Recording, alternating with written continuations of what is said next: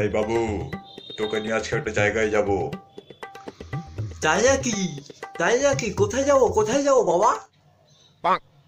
ওটা সারপ্রাইজ, এখন বলা যাবে না। ঠিক আছে, আমি যাবো। ঠিক আছে, আমি যাবো। ঠিক আছে, চল তাহলে আয়।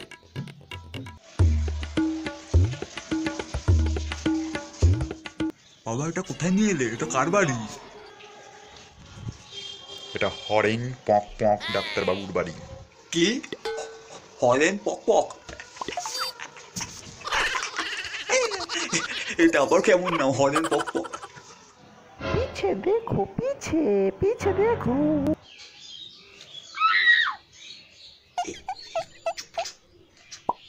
কি চুপ করবো?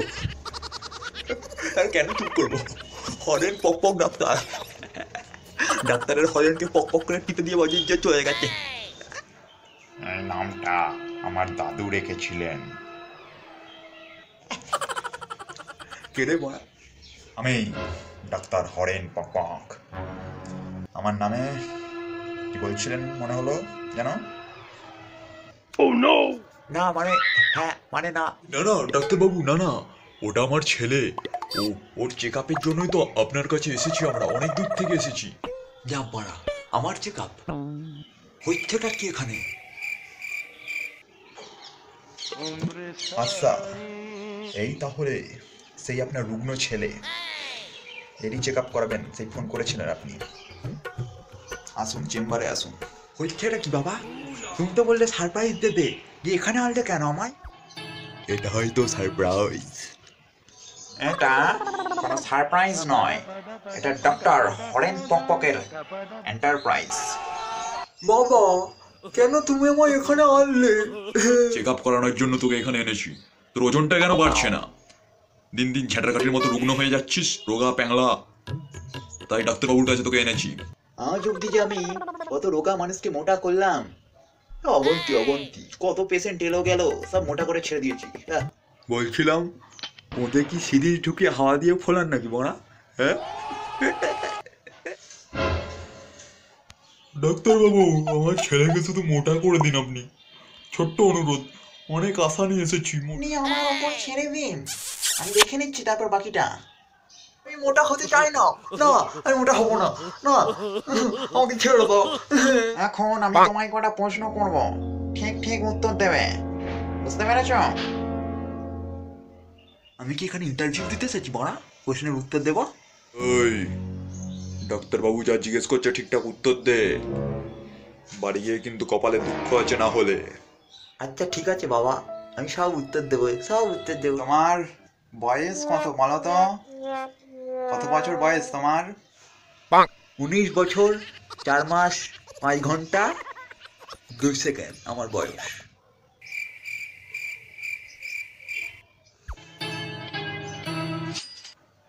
এবার বলো তো, তোমার গার্লফ্রেন্ড আছে নাকি? হ্যাঁ, না ডাক্তার বাবু, কি আর বলবো দুঃখের কথা।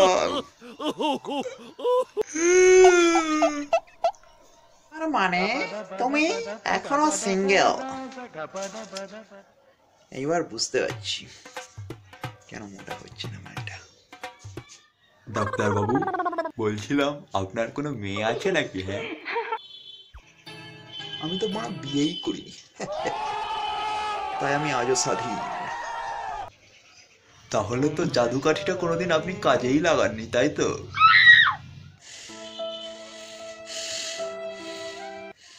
আই বাবু, সব কিসব বাজে বাজে জিজ্ঞেস করছিস ওনাকে? যা প্রশ্ন উনি জিজ্ঞেস করছে তার উত্তর দে, বাড়তি একটাও কিচ্ছু বলবি না। এটা আমার শেষ প্রশ্ন। দিনে তুমি কবার নাড়াও? উত্তর দাও।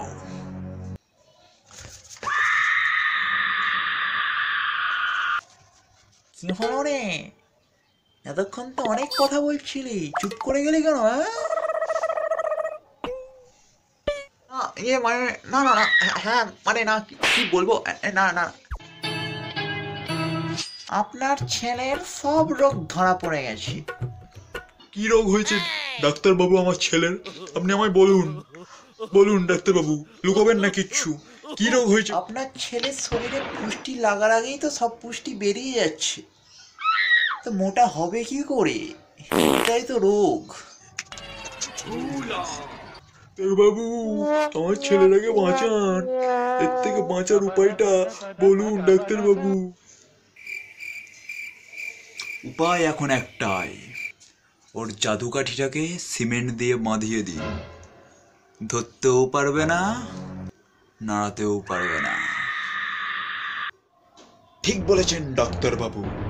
না থাকবে সাপ, না মারবে ছবল, না বেরোবে বিষ।